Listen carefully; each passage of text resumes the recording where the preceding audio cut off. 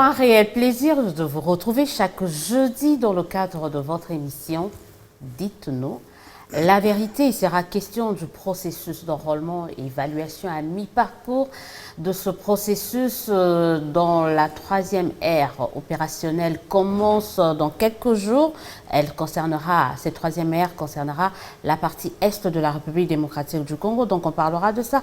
On parlera justement de la situation sécuritaire de plus en plus préoccupante, toujours dans la partie est du pays, mais également dans l'espace Grand Bandundu. Et enfin, on reposera cette question qu'on a eu à poser la semaine dernière, c'est est-ce le temps de parler glissement? Est-il arrivé ici en République démocratique du Congo? Pour parler de tous ces sujets et de bien d'autres, j'ai le plaisir de recevoir Blanchard Mongomba. Bonjour et bienvenue. Bonjour madame, merci de l'invitation. Merci à vous d'avoir répondu promptement à notre invitation, secrétaire général de Nouvel Élan. Nouvel Élan. Parti de... Adolphe Muzito Fomompa. Fomompa, Fomonti, il paraît que c'est la même chose. Oui, Fomonti, c'est le chef de terre. Fomompa, c'est un nouveau chef. On commence par l'homme et on parlera ensuite du parti. Comment va l'homme? Où on peut scinder? On retrouve l'homme dans le parti dans l'homme. Comment non, chez nous, au Nouvel Élan, nous retrouvons d'abord, merci une fois de plus, madame, de l'invitation et surtout l'opportunité que vous nous accordez pour essayer de partager avec les Congolais qui nous suivent de partout notre façon, notre vision du Congo. Et pour répondre à votre question, je crois qu'au Nouvel Élan, nous mettons l'homme au centre de notre action politique. Or, pour mener à bien cette action politique, il faudrait avoir un appareil, un outil, un parti politique. Et pour nous, c'est les Nouvel Élan. Ce qui fait que Adolphe Muzito, c'est vrai, c'est lui l'initiateur, c'est vrai que c'est lui c'est lui le leader, mais il est dans le parti, il est au sein du parti, ce qui fait que le parti Nouvel Élan, pour nous, c'est d'abord ça. Nous travaillons la vision, nous travaillons le programme, le projet, de manière à permettre tous les Congolais qui se retrouvent dans Nouvel Élan, tout comme ceux qui ne se retrouvent pas directement dans Nouvel Élan, mais qui pourront bénéficier de notre action politique une fois au pouvoir, sentent justement qu'il y a une vision, il y a un programme qui est bien sûr coordonné, qui est orienté par un homme, par un leader, et le leader, l'homme ici, c'est Adolphe Muzito. Il ne veut pas reproduire le modèle Palou, par exemple, parce qu'après le départ ou la mort de Gizenga, de Rose Mémoire d'ailleurs, ça y est, le parti se désintègre un peu parce qu'il incarnait le parti. Et il s'est dit, fort de cette expérience, il dit je ne veux pas être comme ça.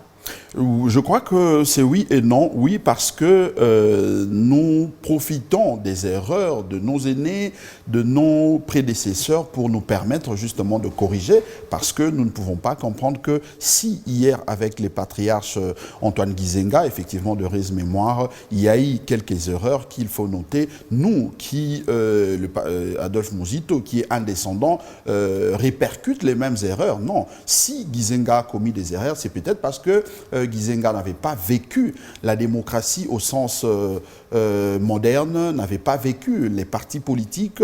C'est en 1960 qu'ils étaient obligés d'avoir des partis politiques parce qu'il fallait se préparer à la transformation, c'est-à-dire l'indépendance du Congo. Mais avec tout ce qu'eux ont vécu comme expérience, bonne ou mauvaise, ça a permis à ceux qui ont succédé, notamment Adolphe Muzito, de corriger, voir comment s'adapter à la démocratie moderne. Ce qui fait que Adolphe Muzito, aujourd'hui, lorsqu'il met en place, ensemble avec nous qui l'entourons, son parti qu'est le Nouvel Élan, il s'est effectivement inspiré de ce qui n'a pas aidé à ce que les choses aillent mieux avec les patriarches Antoine Gizenga, et ce qui allait mieux de manière à produire, à donner quelque chose qui soit le reflet de ce que nous sommes, de ce que nous voulons pour le Congo de génération à venir et même de génération présente. Dans l'entretemps, il chasse un peu sur le terrain de Palou, sur la terre de Palou. Il est focus. Quand vous posez la question de savoir où se trouve Adolphe Muzito actuellement, vous direz qu'il est dans le Bandundu.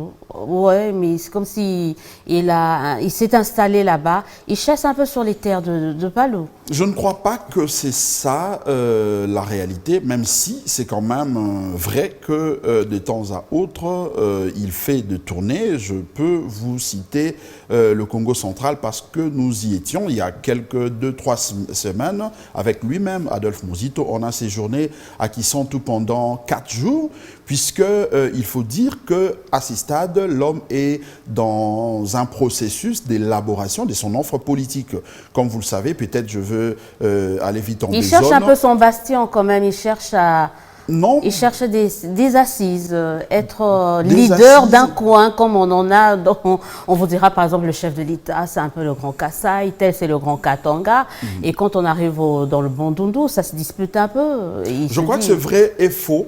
Parce que, premièrement, faux, parce que Adolphe Muzito, c'est un leader national. C'est un leader national. Aujourd'hui, il suffit de voir le niveau d'implantation de notre parti politique, le Nouvel Élan. Vous remarquerez qu'on est partout. On est dans l'est du Congo, à Beni, on est à Massissi, on est à Butembo, on est un peu partout, à l'Équateur, le Congo central, partout, le Nouvel Élan est implanté. Moi, j'ai été dernièrement au Kassai, précisément au Mbujimayi. J'ai drainé un monde fou. Ça poussait même aux autres de considérer que nous étions en alliance avec l'IDPS, ce qui a fait que nous puissions mobiliser autant. Pourtant, ce n'était pas ça la réalité. Donc, c'est ce qui me fait dire que ce n'est pas forcément ça, puisque vous disiez qu'il est à la recherche de son fief ou d'un leadership.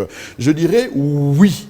Parce que aussi, au-delà du fait que la politique doit être une politique nationale, les leaders doivent incarner les leaderships au niveau national, mais il faut noter que à l'origine de partis politiques dans notre pays, il y avait des associations tribales, tribalo-ethniques. Ce sont ces associations-là qui se sont muées, transformées en partis politiques.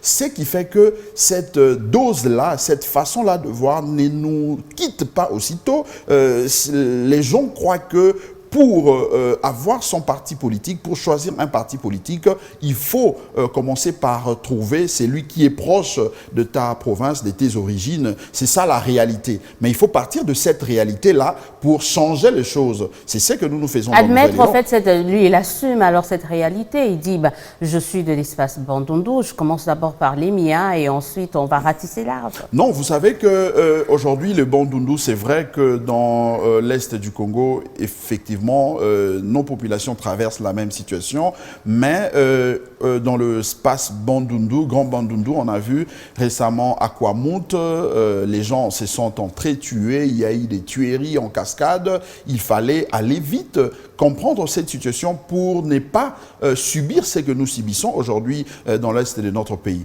Ce qui fait que Adolphe Muzito, lorsqu'il fait sa tournée dans l'espace Grand Bandundu, c'est pour essayer justement de discuter avec ses pairs, de changer avec eux, leur faire voir la réalité de ce que nous vivons dans la partie est de notre pays, surtout que lui, c'est un ancien Premier ministre, il connaît quand même le rouage, il connaît les difficultés pour avoir géré.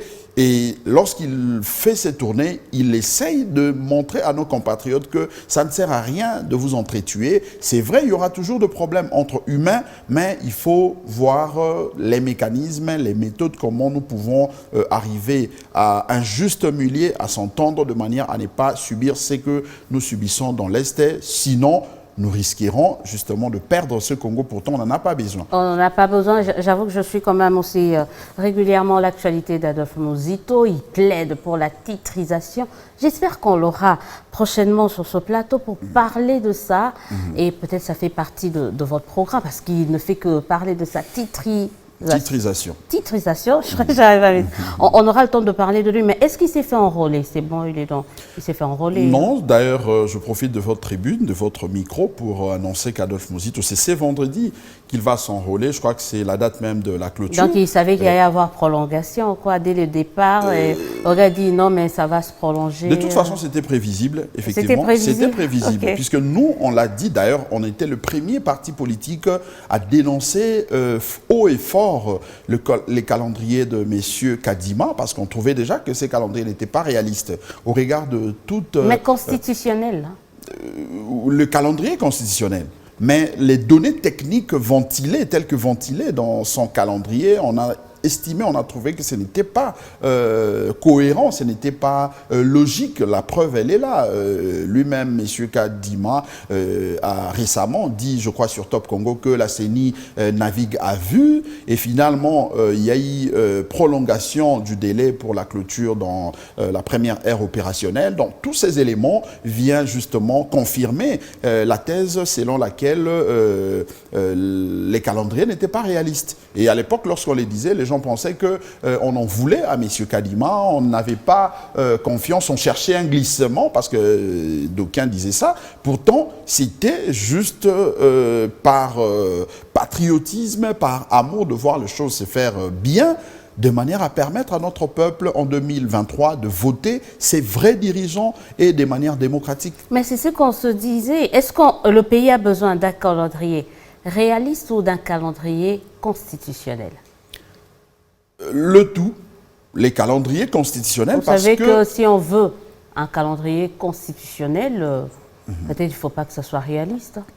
Je ne crois pas, parce que la Constitution, le Constitution lui-même accorde 5 ans à l'organe, à la CENI, pour organiser les élections. Le Constitution accorde 5 ans aux partenaires de la CENI, notamment le gouvernement, pour préparer, apprêter le moyen. Donc on ne peut pas trouver des excuses pour dire non, si on veut que ce soit constitutionnel, il faudrait... Non, donc c'est constitutionnel parce que c'est prévu. Chaque 5 ans, nous devons avoir un cycle, et pour ça, la CENI d'ailleurs, les membres de la CENI, les membres du bureau ont un mandat de 6 ans.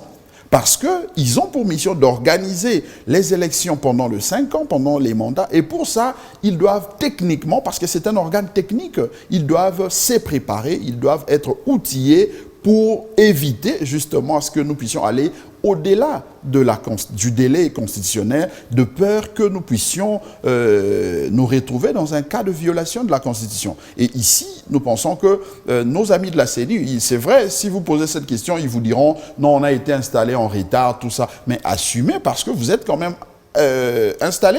Si vous aviez, à l'époque, vous aviez en tout cas l'information que vous n'allez pas être installé dans le délai, il fallait décliner l'offre. Mais lorsque vous aviez accepté, c'est-à-dire que vous aviez pris l'engagement de faire avec, c'est-à-dire tenir compte de peu de temps qui restait pour nous donner de manière technique les délais, les échéances qui allait permettre à ce que nous puissions avoir les élections dans le délai constitutionnel. Dans le reste, nous, on n'a qu'à faire. Nous nous contentons de ce que la CENI est un organe technique, est un organe d'appui à la démocratie. Et pour nous, elle doit tout faire pour nous donner les élections dans le délai. Donc, selon vous, vous auriez voulu que la CENI fasse quoi? 6 mois d'enrôlement, 8 mois, 10 mois, quand on sait qu'il y a la loi sur la répartition des sièges qui doit venir.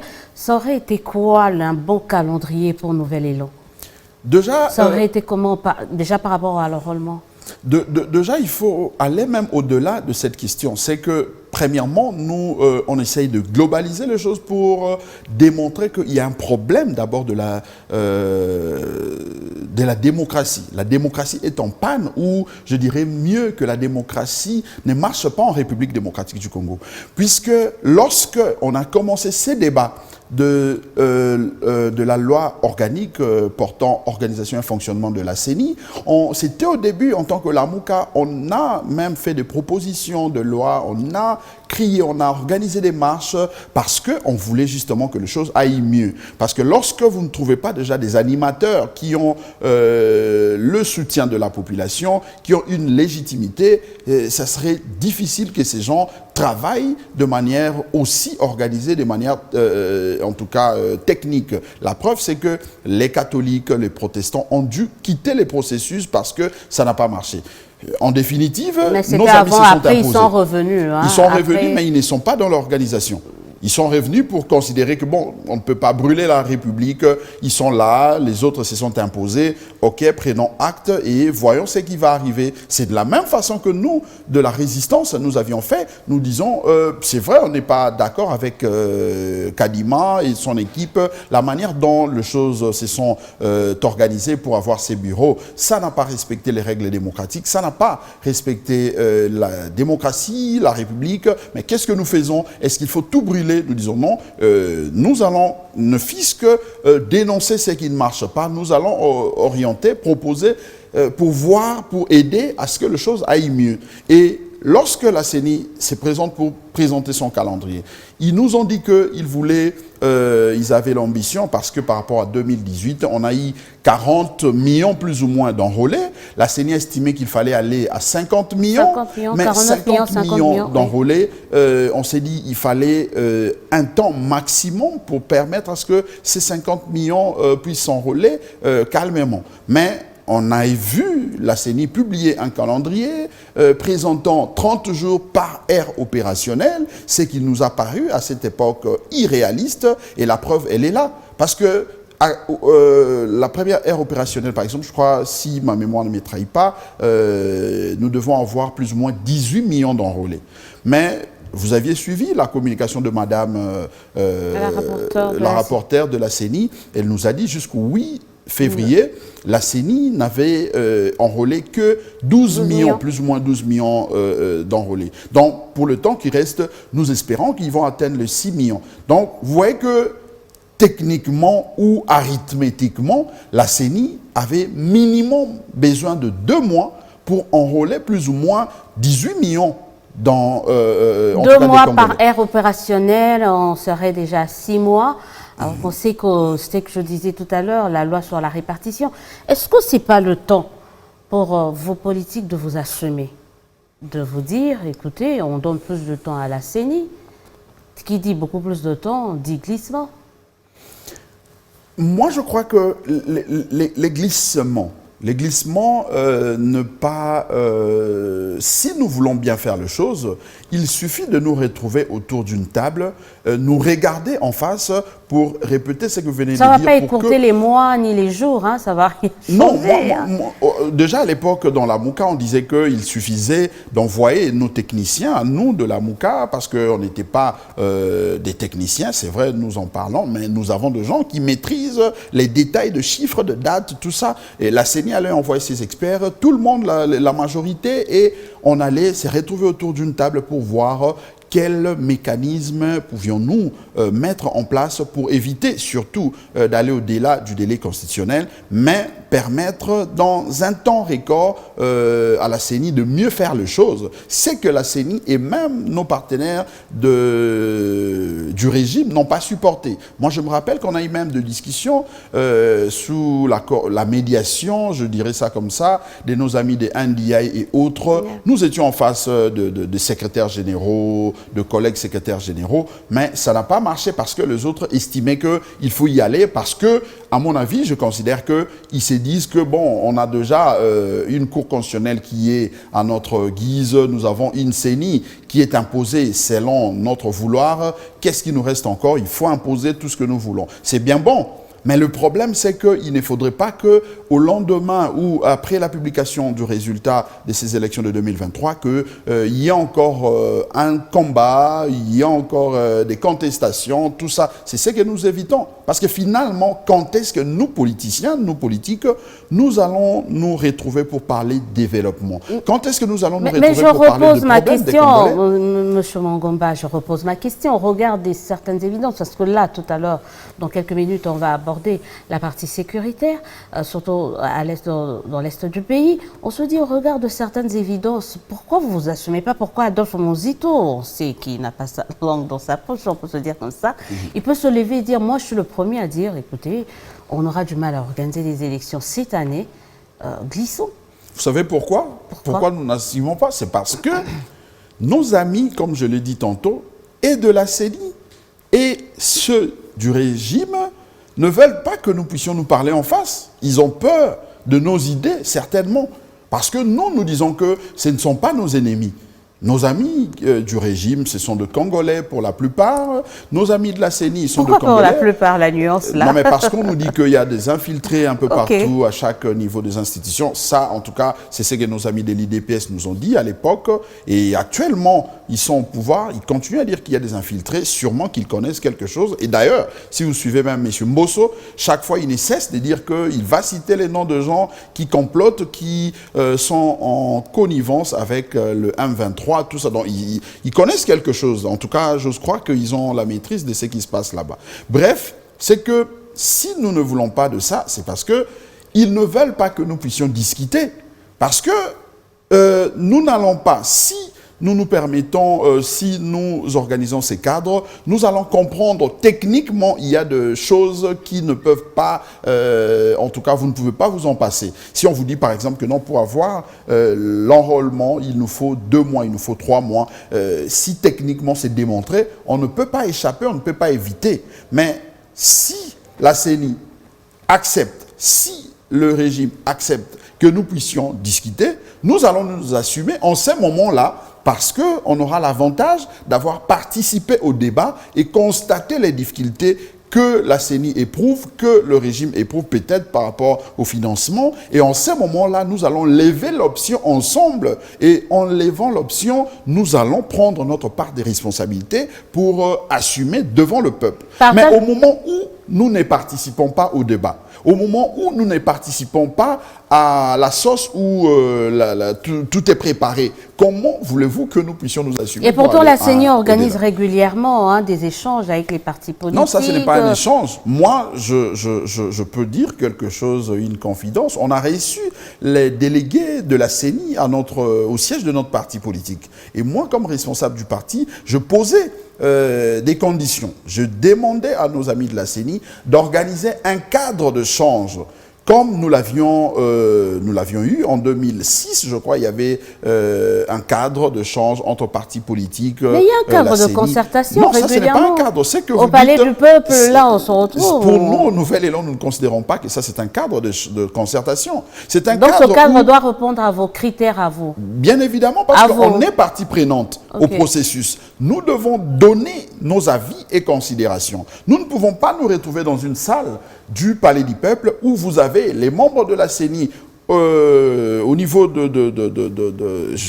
perchoir, au niveau de la tribune, ils font des discours, ils vous pompent des histoires et ils finissent, ils emballent, ils vont et puis on vous dit non, c'est fini. Ça, on n'est pas quand même des étudiants, on n'est pas des élèves, on est partie prenante, on est partenaire.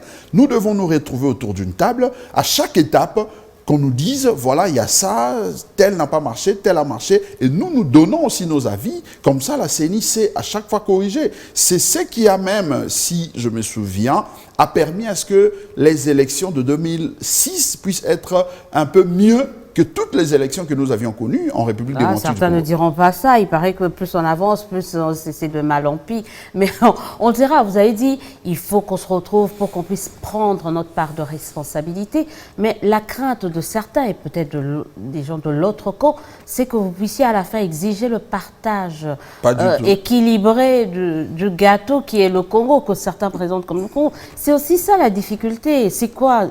Qu'est-ce que vous mettez comme gage, dire que non, on viendra juste discuter et qu'il n'y aura pas d'exigence d'être dans un gouvernement d'union nationale ou de cohésion nationale? Nous, à l'époque, on a proposé même 3 jours.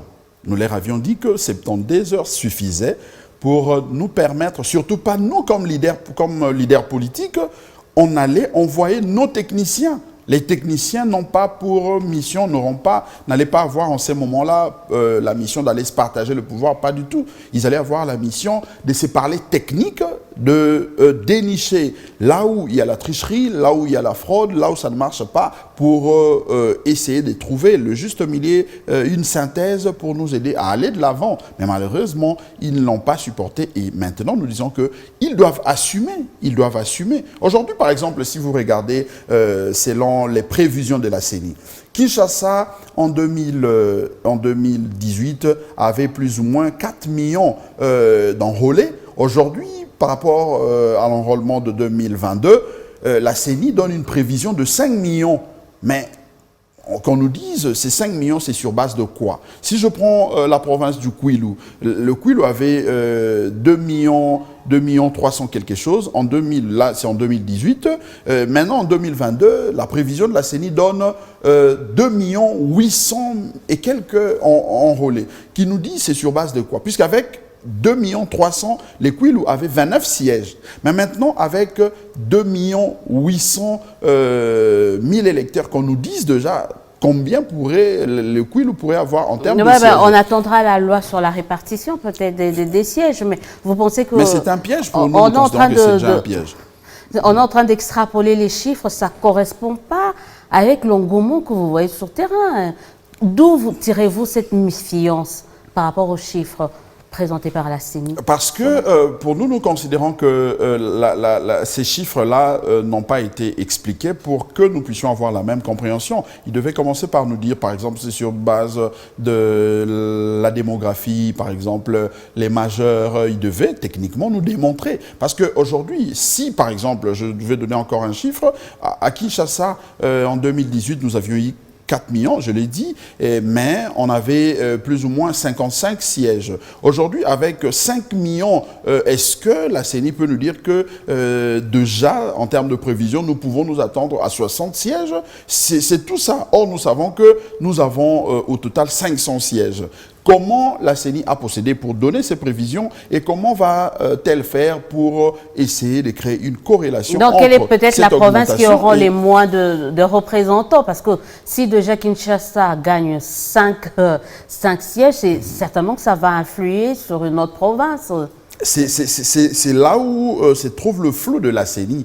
C'est là où se trouve le flou et nous considérons qu'il faut rester très prudent, puisque non seulement qu'il y a un problème technique en termes de machines, en termes même de personnel qui font enrôler nos compatriotes, mais il faut rester très vigilant par rapport à ces prévisions, parce que c'est en tout cas sur base de cette prévision que tout risquerait de se jouer. Mais est-ce que vous avez vos observateurs dans les différents centres? C'est aussi ça le problème.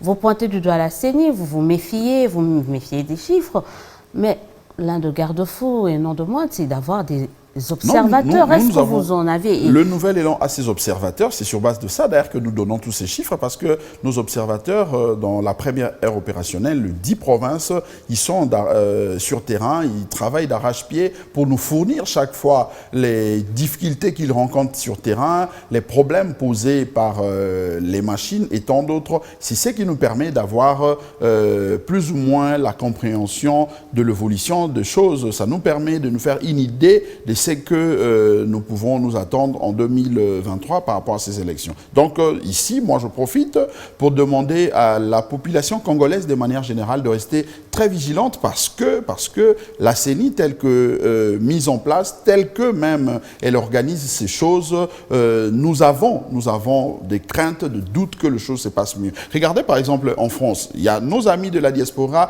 qui continuent à se plaindre. La CENI constitutionnellement n'a pas le pouvoir d'exiger à un Congolais qui vit à l'étranger de présenter sa carte de séjour.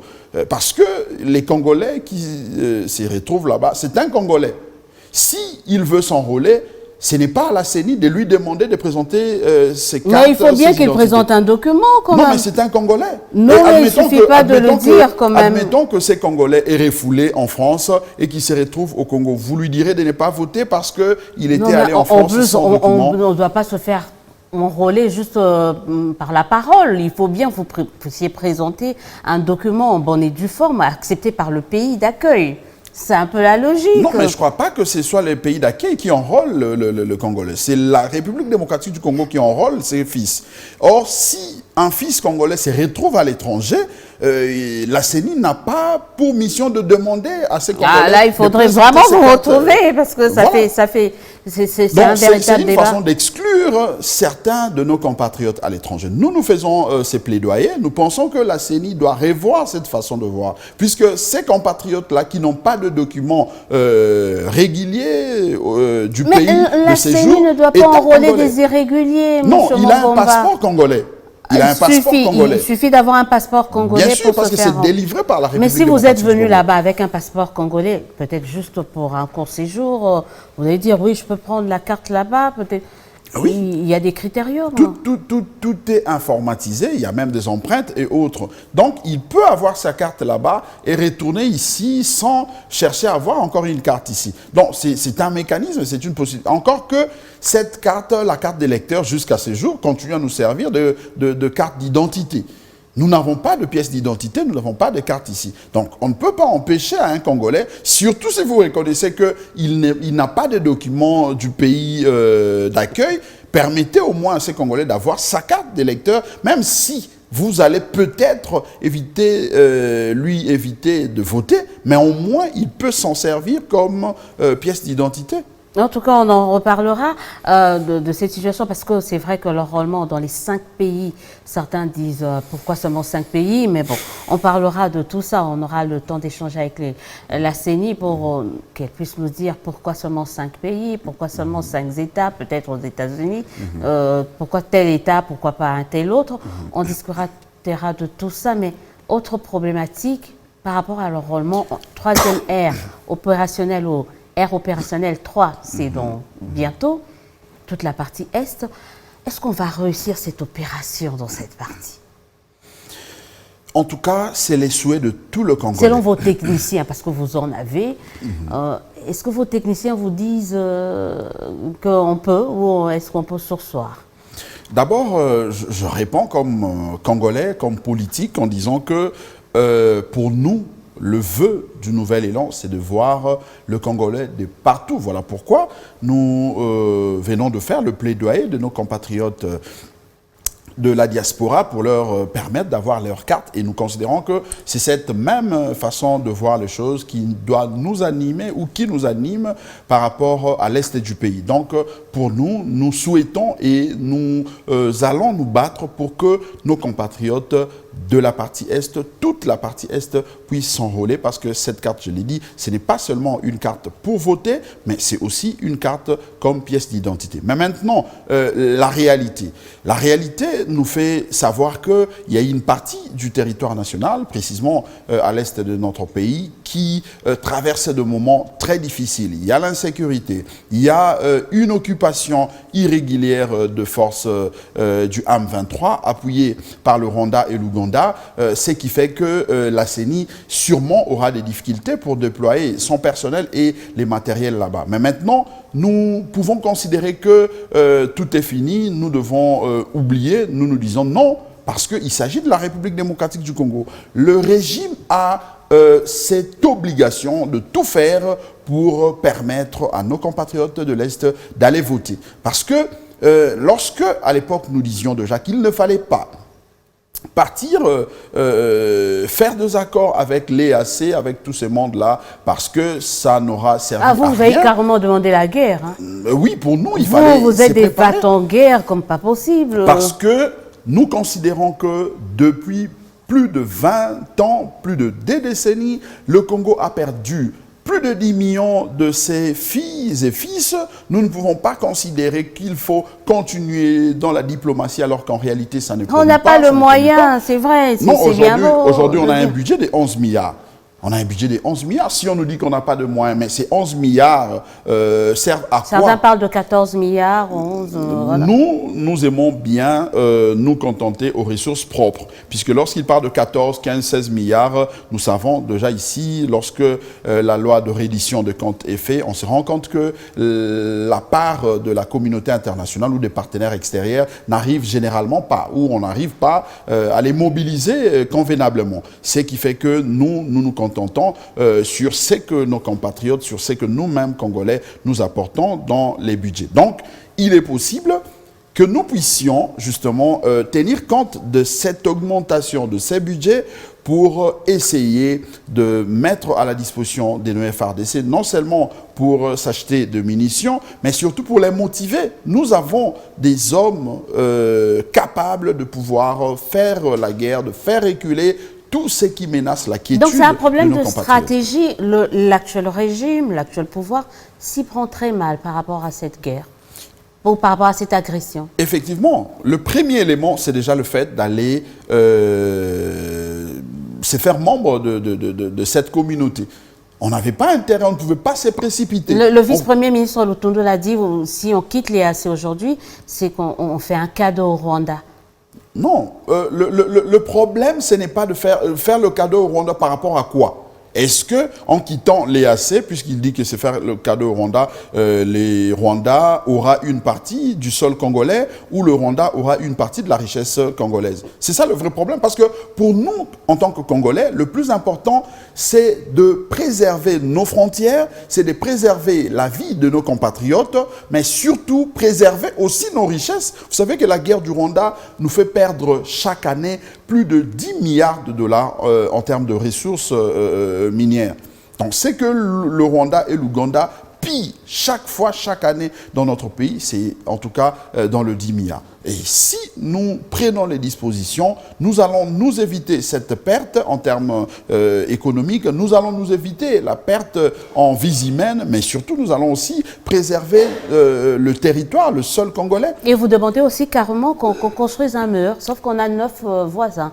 C'est-à-dire le mur ne va concerner que le Rwanda et l'Ouganda. Pour l'instant. Pas le Burundi, pas la Tanzanie. Donc, ça viendra parce que pour l'instant, la frontière ou les pays frontaliers qui nous mettent en difficulté, qui dérange la quiétude de nos compatriotes sont ceux-là, c'est-à-dire le Rwanda et l'Ouganda. Pour nous, nous considérons que construire un mur dans cette partie de la République permettrait à ce que nous puissions avoir simplement un seul corridor. Nous allons construire, en tout cas déjà ça existe, mais ça va nous aider à placer les agents, la migration par exemple. À filtrer les entrées. Exactement. Alors qu'on parle de la ZLECAf, zone de libre-échange. Ça ne va pas changer, mais au moins nous allons nous assurer de l'opportunité.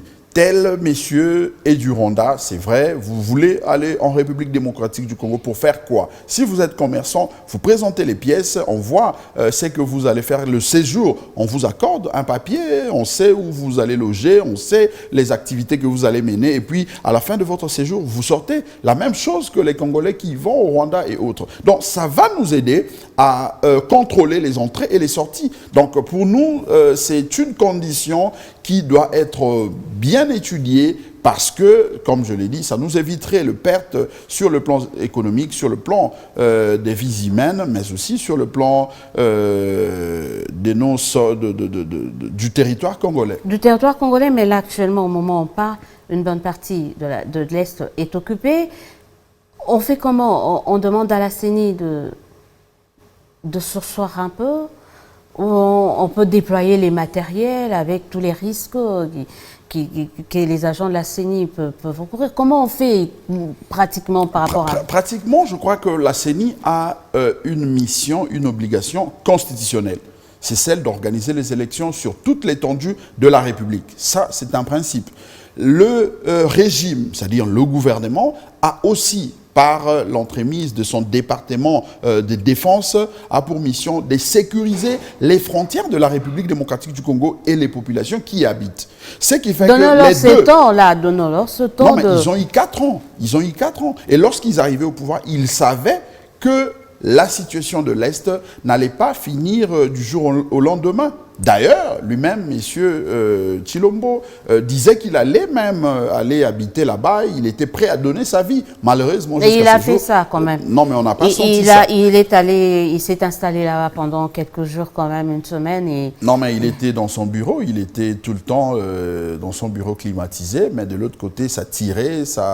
Les gens perdaient leur vie. C'est ça le problème. Donc, nous voulons vraiment un engagement. Nous voulons une détermination pour nous permettre, nous aider à gagner cette guerre ou à finir cette situation de l'Est. Mais si nous devons rester complaisants face à cette situation, nous ne pouvons pas quitter l'EAC, ça ne nous aide pas. Ça ne nous aide pas. Aujourd'hui, on a perdu même une partie de la souveraineté de notre territoire national, du territoire national, parce que ces forces-là occupent une partie qui ne permet pas aux Congolais d'exercer librement leur souveraineté, leurs droits dans cette partie du territoire. Donc, pour nous, c'est une preuve que le plan de la balkanisation de notre pays est en train d'être mis en pratique, mis en œuvre peu à peu. Et il suffit maintenant de voir ceux qui gouvernent, nos amis du régime, de montrer leur côté patriotique, de montrer leur volonté de finir avec cette situation. Il ne suffit pas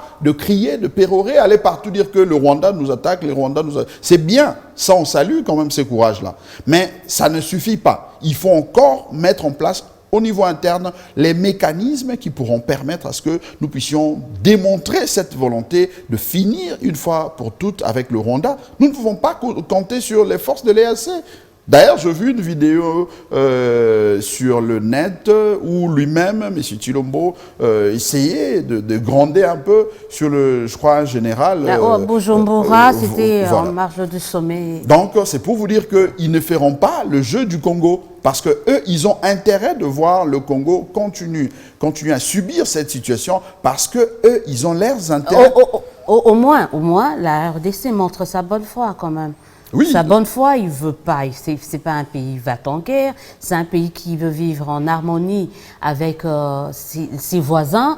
Vous ne pouvez pas reprocher cela au président de la République. Non, madame, je crois que le pape, il faut saluer quand même le passage du pape François.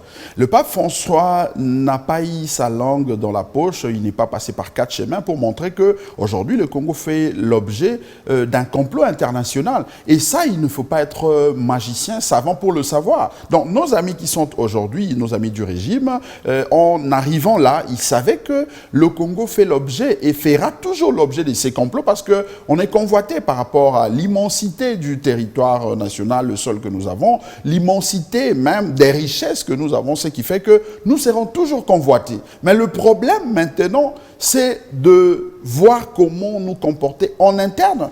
Il ne suffit pas de montrer la bonne foi parce que les autres ne sont pas dans la logique de bonne foi. Ils sont dans une logique de leurs intérêts. Et leurs intérêts se retrouvent au Congo. Et ils travaillent par rapport à ça. Si vous voulez vous comporter, pourquoi est-ce qu'avec Mobutu, le maréchal Mobutu, on n'a pas connu ce genre de problème? C'est vrai que ça existait, mais Mobutu avait une capacité de gérer, une capacité de contrer toutes ces menaces parce qu'il avait il avait compris qu'il fallait mettre en place un mécanisme qui allait éviter tout ça. Il y avait notamment la cohésion au niveau national. Il n'y avait pas, c'est vrai, on peut parler du tribalisme, mais il faisait tout pour étouffer le tribalisme. Ça n'a pas existé autant que nous le voyons aujourd'hui. Il avait une armée. C'est vrai que cette armée, il y a des choses, on peut quand même, s'il faut entrer dans le fond, mais du moins, il formait ces hommes, il mettait de moyens. Aujourd'hui, allez visiter les camps, Madame Odia, allez au camp Bumba, allez un peu partout, vous constaterez, j'allais être un fort par rapport au terme, mais je me réserve quand même pour ne pas trop choquer, mais c'est déplorable. Ça montre l'image de ce que nous subissons au front, l'image de ce que nous subissons dans la partie est de notre pays. La partie est de notre pays, on va très rapidement terminer cette émission en abordant, on a suivi rapidement les propositions de Nouvel-Élan pour résoudre définitivement la crise sécuritaire dans la partie est du pays. Il faut faire la guerre au Rwanda, il faut construire un mur. Voilà, donc il faut avoir un leadership fort en interne. On parlera de ça, mais en parlant du leadership, on revient en interne, pas à l'intérieur du pays, mais à l'intérieur de notre structure qui est dans le pays, c'est la MOCA. Où est-ce qu'on en est avec le leadership Fayulu, Zito? Comment ça se passe? Non, la MOCA, actuellement, je crois que c'est le président Martin Fayulu qui a la commande. Il est coordonnateur jusqu'au mois d'avril, si j'ai bonne mémoire. Et par après, ce sera Mouzito. Que reste-t-il de ce la MOCA? La MOCA est une plateforme politique de résistance. Ça, c'est ce que nous devons noter. Mais ça y est, on a vu M. Fayulu pardonner à tous ceux qui, selon lui, lui avaient volé sa victoire. Il a pardonné à tout le monde. Et du coup, la MOCA, qu'est-ce que ça devient?